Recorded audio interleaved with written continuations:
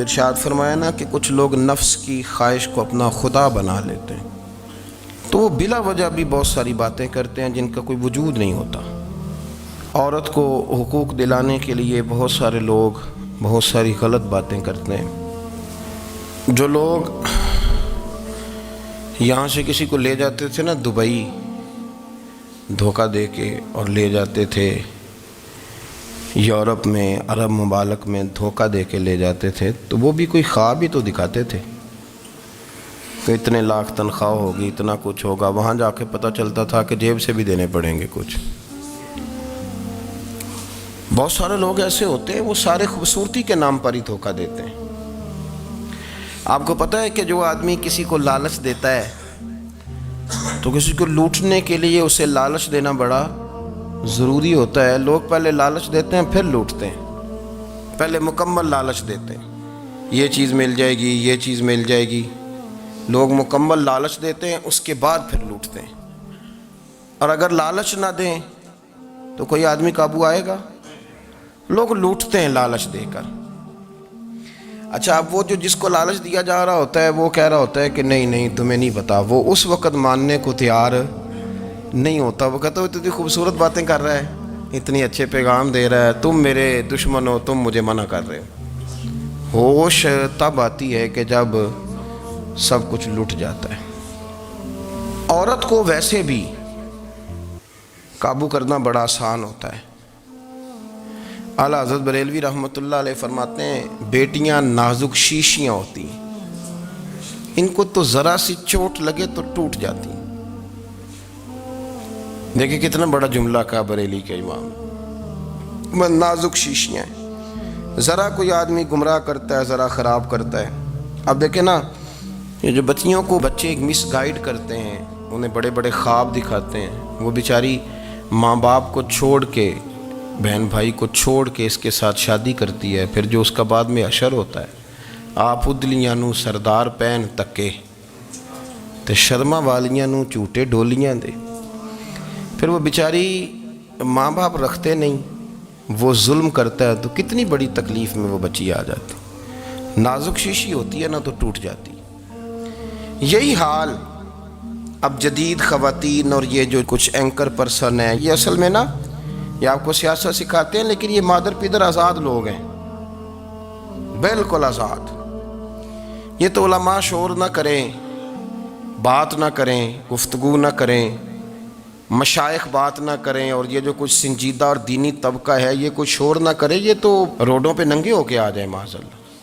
خوفناک نظریہ رکھتے ہیں یہ لوگ۔ عورت کو کہتے ہیں تیرے حقوق ہم تجھے لے کے دیں گے۔ مثلاً وہ کون سا حق ہے جو تم نے لے کے دینا ہے؟ میرے نبی کریم صلی اللہ علیہ وسلم نے اس کو بیٹی بھی بنایا ہے، اس کو بہن بھی بنایا ہے، اس کو ماں بھی بنایا ہے، اسے بیوی کا عالی شان رتبہ بھی عطا فرمایا ہے۔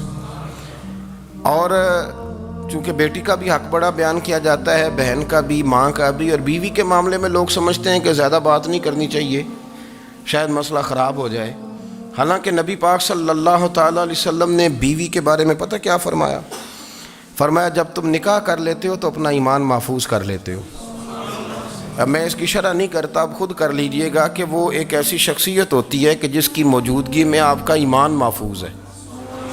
اب میں نہیں سمجھتا کہ اس سے بڑی بات کوئی اور ہو سکتی ہے، جس کی موجودگی میں آپ کا ایمان، اور بھئی یہ حدیث پاک عرض کر رہا ہوں، نکاح جب کوئی کر لے تو اس نے اپنا ایمان مکمل کر لیا۔ اس کا معنی یہ ہوا کہ آپ کا ایمان محفوظ ہے اس کی موجودگی میں۔ تو اس سے زیادہ بھی، یعنی ایمان سب سے قیمتی چیز ہے نا، تو اس کے محفوظ ہونے کی وجہ حضور نے نکاح بیان کر دی۔ اب میرا خیال ہے بیوی اگر کوئی اس سے بڑا حقوق مانگے گی تو بیوقوفی کرے گی۔ اتنا بڑا درجہ نبی کریم نے اسے عطا کر دیا، اتنا بڑا مقام دے دیا کہ تو خامند کے ایمان کے محفوظ ہونے کا ذریعہ بن گئی ہے۔ عورت کو جو حقوق رسول کریم صلی اللہ تعالیٰ علیہ وسلم نے عطا فرمائے، نبی پاک نے جو حقوق دیے، دیکھیں نا، حضرت عبداللہ ابن عمر رضی اللہ تعالیٰ عنہ کی اہلیہ بیمار تھی، تو جلدی جلدی سے وہ آئے، تو جب بہت جلدی ہو، سفر بڑا شدید تھا، تو آپ نے جلدی سے نماز ادا کی، جلدی سے چلے۔ آپ کے خادم کہنے لگے حضور خیریت ہے؟ فرمایا میری بیوی بیمار ہے۔ تو اس نے عرض کی حضور آپ کی اہلیہ بیمار ہے تو آپ نے نماز بھی جلدی سے پڑھی، سفر بھی جلدی جلدی کیا. تو فرمانے لگے یہ وہ چیزیں ہیں جو ہمیں مدینے والے رسول نے سکھائی. آپ اس کیفیات کو سمجھیں کہ حضور صلی اللہ علیہ وسلم نے درس دیا. اور پھر ایک اور بہت بڑی بات، یہ فضیلت کسی اور کو نہیں دی. جو عورت کو حضور نے فضیلت دی، یہ فضیلت کسی اور کو نہیں دی. کبھی حضور نے فرمایا کہ تمہارا ابا تمہارے ساتھ بہت سخت رویہ کرے تو تم نے اس کو اس سختی پر داد دینی ہے. فرمایا چلو اگر وہ زیادتی بھی کرے تو تم نے اس کے ساتھ سلوک اچھا ہی کرنا ہے. لیکن آپ ایک بات کو سمجھے نا کہ بچے کے بارے میں، بیٹے کے بارے میں، بیٹی کے بارے میں فرمایا 10 سال کے ہو کے نماز نہ پڑھیں تو سختی کرو، تمہارا ڈنڈا بھی لٹکنا چاہیے. بہت ساری جگہوں پہ بہت سارے لوگوں کے لیے سختی کا حکم دیا، لیکن عورت کے لیے حضور نے جو جملے کہے، اصل میں ہم سمجھتے ہیں کہ یہ ایک بات ہے، مشہور ہو گئی ہے روایت حدیث، تو بس اس کے پس منظر پر اور جملوں کے حسن پر شاید معاذ اللہ غور کرنے کی ضرورت نہیں. ذرا اس لفظ کی تاثیر پر غور کریں. حضور نے فرمایا عورت ٹیڑھی پسلی سے پیدا کی گئی ہے، یہ ٹیڑھی ہے، اس کو سیدھا کرنے کی کوشش کرو گے تو ٹوٹ جائے گی. تو حضور پھر ہمارے لیے حکم کیا ہے؟ فرمایا جیسی ہے تم اسی کے ساتھ نبھا کرو. آپ سمجھیں کہ اتنا محفوظ حضور نے درجہ دے دیا بی بی کو، اتنا محفوظ کہ فرمایا غلطی بھی ہو تو میرے غلاموں تم اس کے ساتھ نبھا کرو، گزارا کر لو.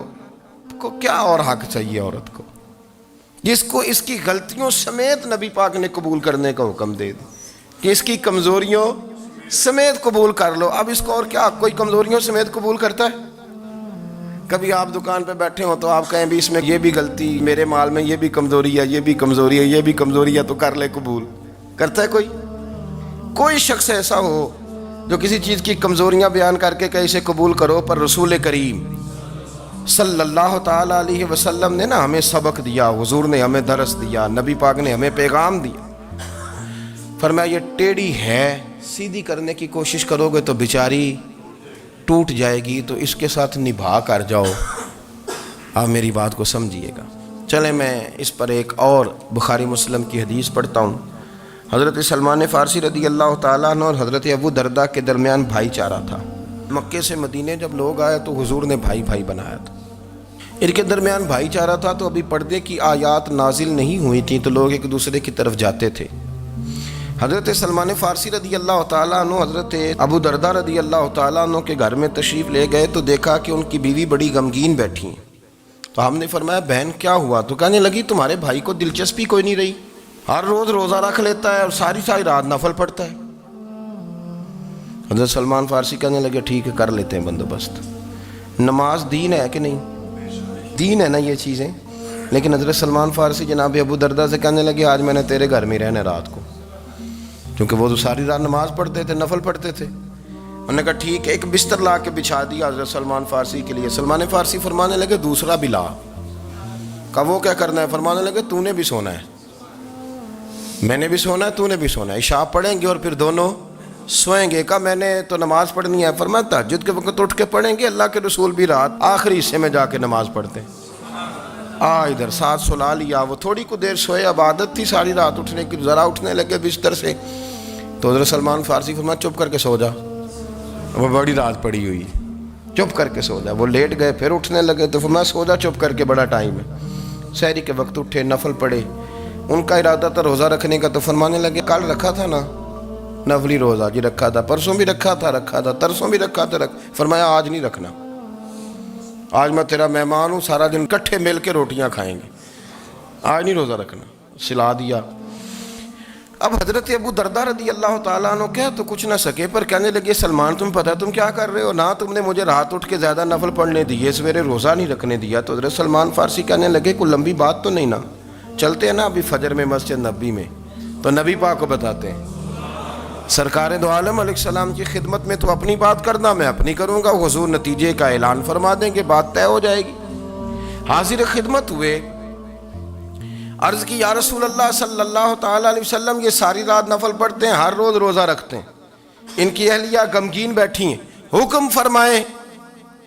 تو نبی پاک صلی اللہ علیہ وسلم نے فرمایا پھر ہوا کیا؟ یا رسول اللہ میں نے رات سلایا ہے، سحری میں اٹھایا ہے، سویرے روزہ نہیں رکھنے دیا، نبی پاک نے فرمایا سلمان فارسی نے ٹھیک کیا، سلمان فارسی نے ٹھیک کیا۔ پھر حضور نے فرمایا، نبی کریم نے فرمایا ابو درداء تیرے اوپر اگر اللہ کا حق ہے، اس کے رسول کا حق ہے، دین کا حق ہے، تو فرمایا تیری آنکھ کا بھی تیرے اوپر حق ہے، تیرے وجود کا بھی تیرے اوپر حق ہے۔ یہ حضور نے فرمایا تیرے بچوں کا بھی تیرے اوپر حق ہے، تیری بیوی کا بھی تیرے اوپر حق۔ اس حق کو بھی سمجھے، حقوق اللہ بھی ہیں، پر تیری آنکھ کا بھی تیرے اوپر کیا مانا کہ تیری آنکھ سونا چاہتی ہے تو اسے سلا بھی، تیرے وجود کا بھی تیرے اوپر حق ہے، تو تیرا وجود آرام کرنا چاہتا ہے تو اسے آرام بھی کرا۔ اور پھر وہاں نبی پاک صلی اللہ علیہ وسلم نے فرمایا میں تم سب، سننا یہ لفظ حدیث کے، حضور نے اسی موقع پر فرمایا میں تم سب سے زیادہ اپنے رب کو جانتا ہوں اور میں تم سب سے بڑھ کر اپنے رب سے ڈرتا ہوں۔ حضور فرمانے لگے میں روزہ بھی رکھتا ہوں، افطار بھی کرتا ہوں، یعنی کبھی رکھتا ہوں اور کبھی نہیں رکھتا۔ فرمایا میں نفل بھی پڑھتا ہوں اور اپنی بیویوں کو وقت بھی دیتا ہوں۔ سرکار مسجد میں بھی آتے تھے، نواسوں کے ساتھ کھیلا بھی کرتے تھے، ان کے ساتھ پیار بھی کرتے تھے۔ تو اتنے بڑے حقوق حضور نے بیان فرمائے عورتوں کے کہ تمہاری بیوی کا بھی تمہارے اوپر۔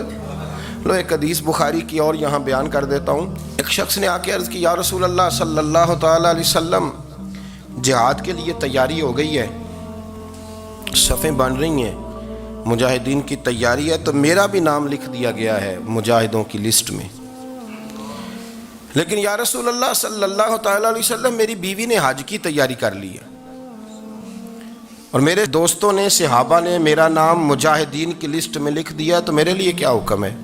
یہ بخاری مسلم ہے۔ تو نبی پاک صلی اللہ تعالیٰ علیہ وسلم نے فرمایا جہاد پہ کوئی اور چلا جائے گا تو بیوی کے ساتھ حج کرنے جا، اسے محرم کی ضرورت ہے، وہ تیرے بغیر کیسے جائے گی؟ مجاہدین کو تو اور مجاہد مل جائے گا، پر تو اپنی بیوی کے ساتھ جانا۔ نبی پاک صلی اللہ علیہ وسلم نے مرد کو محافظ بنایا ہے، عورت کو مرد کا قیدی نہیں بنایا، بلکہ عورت کو حفاظت عطا کی اور مرد کو اس کا محافظ بنایا۔ اب بچیاں آزاد ہونا چاہتی ہیں، اور آزادی بھی وہ والی کہ جو بنیادی طور پر آزادی نہیں، فحاشی ہے۔ میں نے بہت پہلے کہا ہے کہ اسلام بیٹیوں کو قیمتی سمجھتا ہے۔ جس بندے کے پاس 20 تولے سونا ہو وہ چوک میں لے کے نہیں آتا، وہ قیمتی چیز ہے، اس نے چھپا کے رکھی ہوتی ہے۔ تو جو نبی پاک صلی اللہ علیہ وسلم کا کلمہ پڑھنے والے بیویاں، اسلام انہیں قیمتی سمجھتا ہے، کہتا ہے کہ تم قیمتی ہو لہذا گھر کے اندر رہو، تم باہر نہ ہو۔ لیکن عورتیں ہیں کہ ان کو بلا وجہ لوگ خراب کر دیتے ہیں اور بلا وجہ وہ اس مغالطے کا شکار ہو جاتی ہیں۔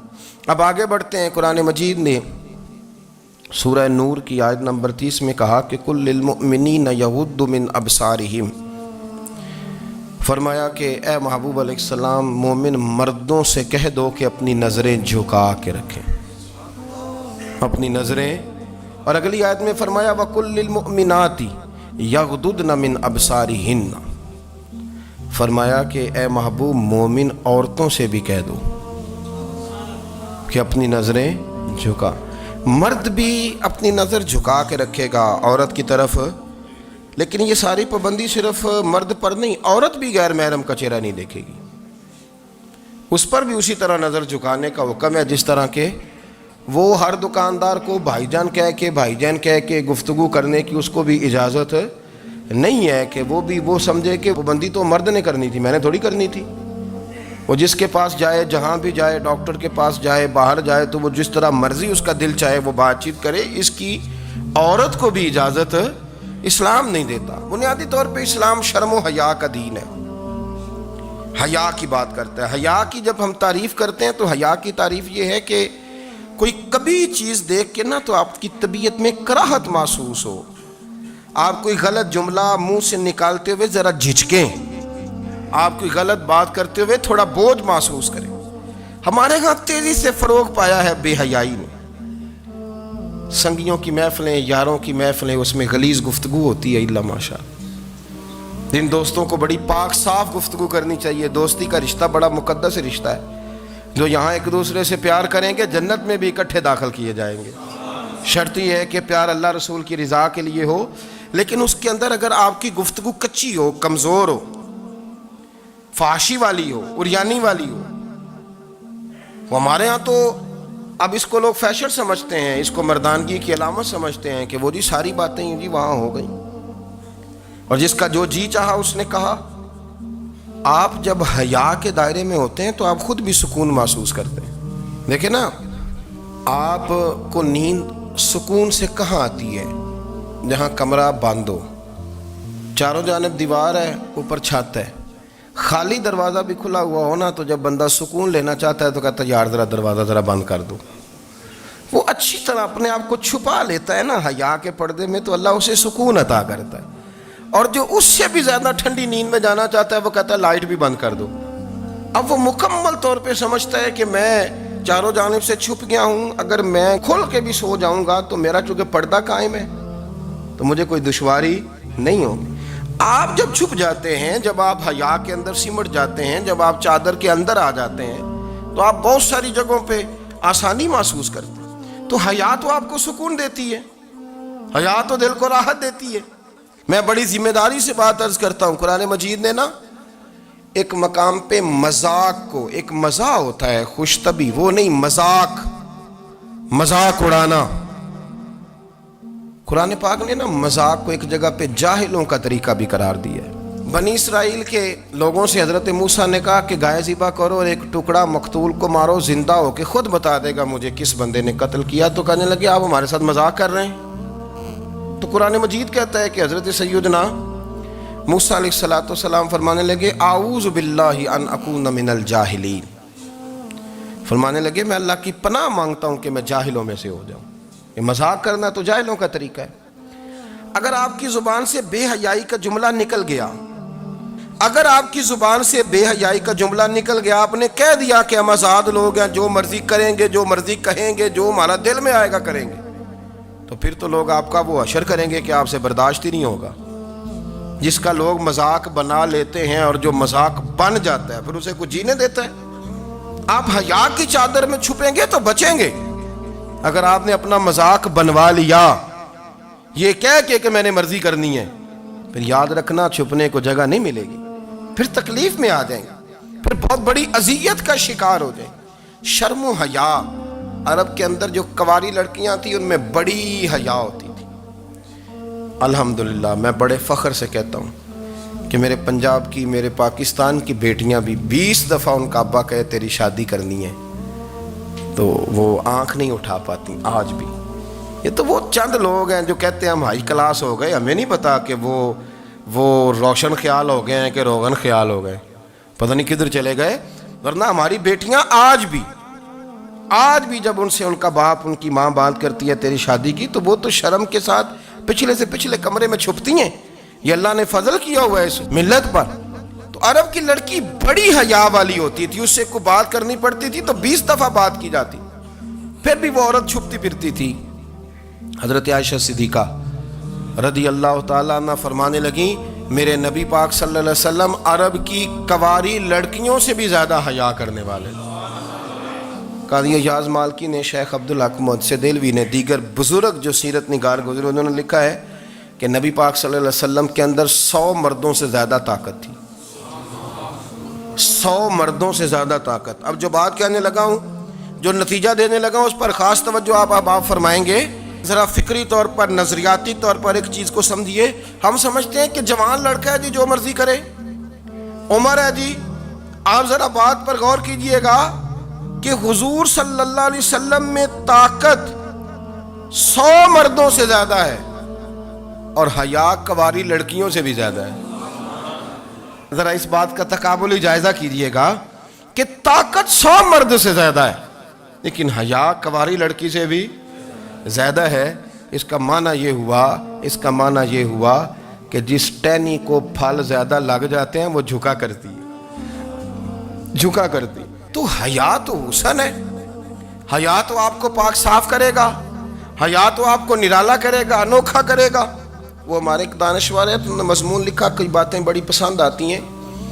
وہ کہتے ہیں کہ میری اہلیہ، ان کو بھی کسی نے مس گائیڈ کر دیا تھا، حالانکہ اچھی خاتون ہے، کسی نے مس گائیڈ کر دیا، تو وہ بھی سماجی اور ویلفیئر اور یہ خواتین کو شوق ہوتا نا بننے کا، تو وہ بھی سماج کے اندر اچھا مقام تلاش کرنے کے موڈ میں آ گئی۔ تو کہیں ایک دن جانا تھا تو بڑی بن سنور کے میرے ساتھ وہ گاڑی میں بیٹھ گئی۔ تو میں گاڑی میں، عورتوں کو یہ بھی مسئلہ ہوتا ہے نا کہ ہماری تعریف کرو، تو کئی دفعہ بعض مردوں بیچاروں کو جھوٹ بولنا پڑتا ہے، تو زبردستی کراتی ہیں نا جی. تو اس میں گنجائش بھی دی ہے شریعت نے گنجائش دی ہے کہ کبھی بیوی کو راضی کرنے کے لیے خلاف واقعہ بات کرنی پڑے تو کر لینی چاہیے.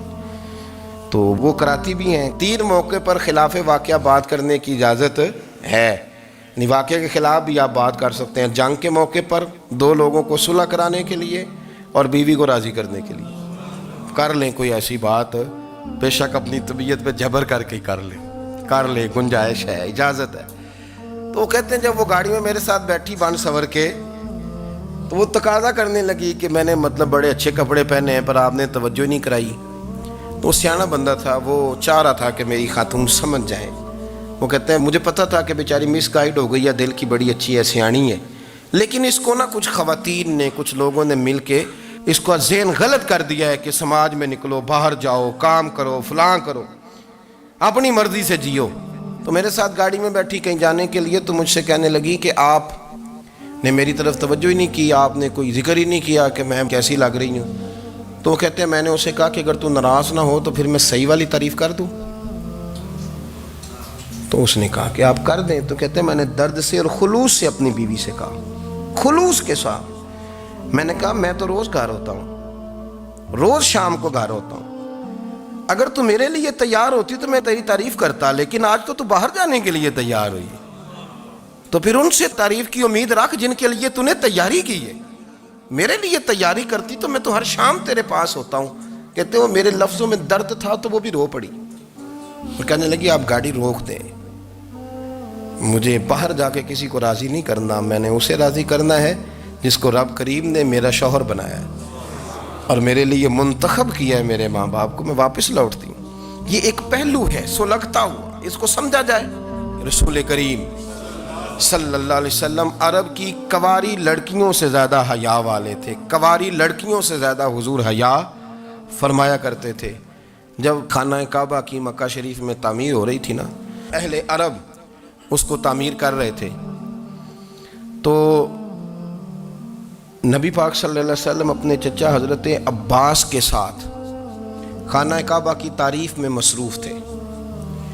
تو عرب کے لوگ چونکہ لمبا کرتا پہنتے تھے پیروں تک، تو نیچے اگر کسی وقت کوئی چیز نہیں بھی ہوتی تھی تو کسی کو وہ نظر نہیں آتی تھی، چونکہ پردہ رہتا تھا، ایک لمبا کرتا پہنا ہوا ہوتا تھا.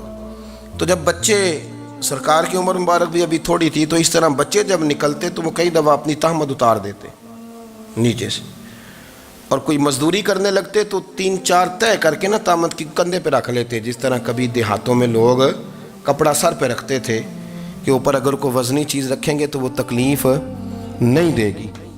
نبی پاک صلی اللہ علیہ وسلم بھی سب لوگوں کے ساتھ خانہ کعبہ کی تعمیر میں شامل تھے. تو حضرت عباس رضی اللہ تعالیٰ عنہ نے کہا حضور سے، ابھی اللہ نے نبوت بھی نہیں فرمایا تھا، بھتیجے آپ بھی تہمت اتاریے، یہ صحیح مسلم میں حدیث موجود ہے، اور اس کو کندھے پہ رکھ لیجیے، آپ اینٹیں اٹھا کے لا رہے ہیں تو ذرا آپ کو تکلیف نہیں ہوگی.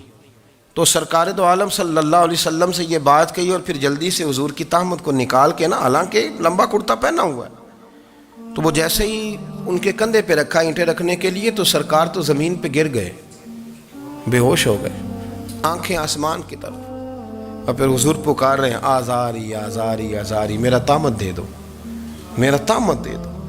کبھی کوئی شخص اس وجہ سے بھی بے ہوش ہوا ہے کہ میرے وجود سے کپڑا اتر گیا ہے، حالانکہ سرکار پر وہ بے ہوشی بھی نبی پاک کا وہ جو غلبہ ہے نا شرم و حیا کا، اس کی وجہ سے ہوا، ورنہ تو حضور فرماتے ہیں کہ میری آنکھیں سو جاتی ہیں، دل تو میرا اس عالم میں بھی جاگتا رہتا ہے.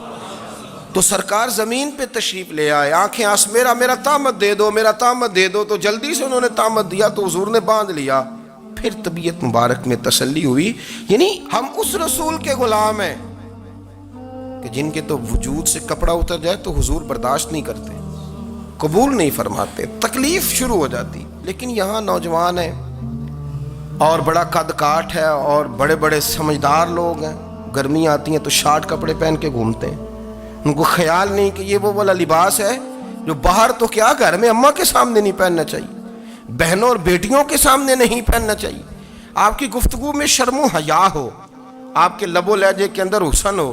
آپ کو پتہ ہے نبی پاک صلی اللہ علیہ وسلم نے فرمایا میری امت میں سب سے زیادہ حیا کرنے والے عثمان غنی ہیں. زمانے کا نہیں، سب سے زیادہ حیا کرنے والے.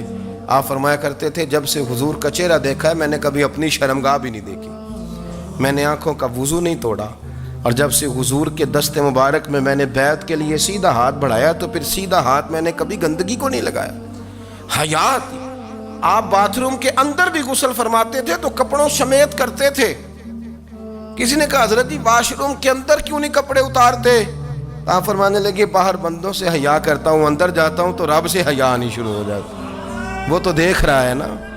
تو میں جو بات آپ کی خدمت میں عرض کرنا چاہتا ہوں اس کو آپ سمجھیے گا میرے عزیز، کہ شرم والا مزاج، گفتگو بھی شرم والی، آنکھیں بھی شرم والی، لباس بھی شرم والا، دوستی یاری بھی شرم والی، بہت ساری ایسی باتیں. دیکھیں نا آپ ذرا، میں نے کہا کہ باتوں کو سن کے گزر نہ جایا کریں، اس کی گہرائی پر غور کریں.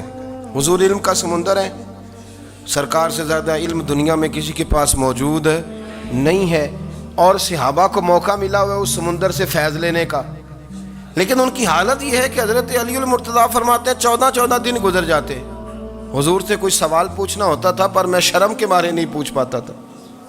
14 دن. بخاری شریف میں موجود ہے. ایک دن نبی پاک صلی اللہ علیہ وسلم نے پوچھا صحابہ سے کہ وہ کون سا درخت ہے جس کے پتے نہیں گرتے، اور وہ درخت اس طرح ہے جس طرح مومن ہوتا ہے. وہ درخت میرے مومن کی طرح بتاؤ. حضرت عبداللہ ابن عمر فرماتے مجھے پتا تھا کہ وہ کھجور کا درخت ہے، لیکن چونکہ ابو بکر صدیق بھی بیٹھے ہیں، عمر فاروق بھی بیٹھے ہیں، مولا علی بھی بیٹھے ہیں، عثمان غنی بھی بیٹھے ہیں، اتنے جید لوگ بیٹھے ہیں، تو مجھے حیا آتی تھی کہ میں کیوں جواب دوں. کہتے ہیں سرکار نے کئی دفعہ پوچھا، لوگوں نے کئی اور درخت بتائے، پر فرمایا تمہارا جواب درست نہیں ہے. آپ حیا کے اس پہلو پر غور کریں کہ سوال کا جواب آتا ہے. سوال کا جواب، یعنی مجھے سوال کا جواب آتا اور پھر میں دوں نہ، مجھے بدعزمی نہ ہو جائے گی. یہ کیسے ممکن ہے کہ میری رات گزر جائے، مجھے پتا بھی تھا اور میں نے بتایا نہیں. بہت سارے لوگ آ کے بہت ساری باتیں بتاتے ہیں، بہت ساری باتیں وہ سمجھاتے ہیں، تو ہم غور سے ان کا چہرہ دیکھنے لگ جاتے ہیں، کہتے ہیں یار اس کا تو دعویٰ تھا کہ میں سمجھنے آتا ہوں، تو یہ تو ہمیں سمجھا رہا ہے. چلو الحمدللہ ہم سمجھنے کو تیار ہیں. لیکن میرے عزیز پتہ بھی ہے جواب کا، علم بھی ہے، لیکن فرماتے ہیں میری حیا نے مجھے اجازت نہ دی کہ میں جواب دوں. آپ فرماتے ہیں پھر حضور سے صحابہ نے عرض کی کہ یا رسول اللہ آپ ہی بتا دیں وہ درخت کون سا ہے. تو حضور نے فرمایا بھئی وہ کھجور کا درخت ہے. تو آپ فرماتے ہیں میں دل میں کہہ رہا تھا کہ الحمدللہ میرا جواب درست ہے، حالانکہ میں نے جواب دیا ہی نہیں. تو لفظوں میں حیا، جملوں میں حیا، آنکھوں میں حیا، اٹھنے میں حیا، بیٹھنے میں حیا، چلنے میں حیا ایک خوبصورت حسن ہے. اور نبی پاک صلی اللہ علیہ وسلم نے فرمایا جب تو بے حیا ہو جائے نا پھر تو آزاد ہے، پھر تو جو مرضی کا، پھر تو جو. اس لیے بزرگ جب کسی کو بے حیا کہتے تھے نا، اللہ اکبر، اور جب کسی کو کہتے تھے نا یہ بے حیا ہے تو لوگ سمجھتے تھے کہ ہلکی سی بات کر دی ہے، لیکن ان کا معنی یہ ہوتا تھا کہ بس بھائی اب اس کے ساتھ کوئی کلام کرنے کی ضرورت ہے، اس کو اب اصلاح کی ضرورت نہیں، یہ بے حیا ہے. کیا معنی؟ کہ اب یہ جو اس کے دل میں آئے گا وہ کرے گا، جو اس کی طبیعت چاہے گی وہ کرے گا. اب یہ کسی پہلو بھی قابو آنے کو تیار، بے حیا ہو گیا. بے حیائی بہت بڑا عیب ہے. اور جو لوگ کہتے ہیں کہ ہمیں بالکل آزادی ہونی چاہیے، ہمارا اپنا جسم ہے تو ہماری اپنی مرضی چلے گی. ایک وزیر صاحب ہیں، پتہ نہیں میں ان کو جانتا تو نہیں، انہوں نے سینٹ میں تقریر کی ہے، میں نے ان کی بات سنی ہے. اس نے کہا نہیں بھائی جسم رب کا ہے تو مرضی بھی تو رب کریم کی چلے گی، اور مرضی بھی اللہ کی. یہ مجھے تھوڑا سا مسئلہ ہے جسم پر، کبھی کبھی مجھے کثرت سفر سے الرجی ہو جاتی ہے. میرے ساتھ لوگ نا دل سے پیار کرتے ہیں. شاید ہی کوئی اچھا ڈاکٹر ہو جس تک میرے سنگی مجھے لے کے نہ گئے ہوں، پر جسم اللہ کا ہے نا، مرضی بھی جب وہ چاہے گا صحت دے گا. کیوں کچے کاموں میں لوگ پڑ گئے، کیوں غلط لوگ سوچ میں پڑ جاتے ہیں؟ یہ اسی کا ہے. اور جب وہ چاہے گا، آپ اس بات کو اچھے طریقے سے سمجھ لیں کہ جو اپنی مرضی چوکوں چوراہوں میں کر رہے ہوتے ہیں نا، جو مرضی گاندمند، وہ جانور ہوتے ہیں، وہ جانور ہوتے ہیں جو نہ چونک دیکھتے ہیں، نہ گلی دیکھتے ہیں، نہ انہیں پتہ ہوتا ہے کہ جگہ کون سی ہے. وہ انسان، میں نے کہہ دیا جو میں نے کہنا تھا، میں نے کہہ دیا، وہ جانور ہوتے ہیں. اور جو کچھ انسان ہوتے ہیں نا، ان کے اندر کچھ نہ کچھ پھر شرم حیا بھی ہوتی ہے. وہ چوکوں چوراہوں میں وہ حرکتیں اور وہ کام نہیں کرتے جو جانور کرتے ہیں. ان کے لیے بڑے پردے ہوتے ہیں, ان کے لیے بڑی باتیں ہوتی ہیں, ان کے لیے بڑا کچھ ہوتا ہے. جو بالکل آزاد ہو جائے, کوئی پتہ نہ ہو کس وقت کیا کہنا ہے کیا کرنا ہے, تو پھر وہ دائرہ انسانیت سے خارج ہو جاتا ہے. ہم آپ کو کیا دعوت دیں؟ آپ تو وہ باتیں کر رہے ہیں جو اسلام کا انسانیت کے حق میں بھی ٹھیک نہیں. آپ تو وہ والی باتیں کر رہے ہیں جن کا انسانیت بھی تقاضا نہیں کرتی کہ یہ باتیں ہونی چاہیے. لیکن ایک بات, میں تو جذباتی نہیں ہوتا, میں بڑے غور سے چیزوں کو دیکھتا ہوں, سنتا ہوں. اور نہ میں ان موسمی مینڈکوں کی, وہ مجھے عاتق صاحب کہنے لگے جی بڑے بڑے مولوی ایک بندے کے ساتھ بیٹھے ہوئے ہوتے تھے اور وہ روزے میں بڑے بڑے درس دیتا تھا تو وہ بھی فلانی حرکتیں کر رہا ہے. تو میں نے کہا ہم نے تو پرانا کہا تھا کہ موسمی مینڈک ہے, تو پرانے کہہ رہے ہیں کہ اداکار ہے. تو وہ جہاں کاسٹ کریں گے وہاں وہ اداکاری کرے گا. آپ کسی مذہبی جگہ کر لیں تو وہاں کر لے گا, کہیں اور جگہ کریں گے تو ہم تو پرانا کہہ رہے ہیں. تو کسی کو کبھی سمجھ آتی ہے تو کسی کو کبھی اور جگہ جا کے سمجھ آتی ہے. ہم ان لوگوں سے پریشان نہیں ہوتے. کیوں؟ سن لیں, کوئی مایوسی نہیں. ان کے اندر جتنا زور ہے وہ لگائیں. یہ ملک بنا ہے رسول اللہ کے نام پہ.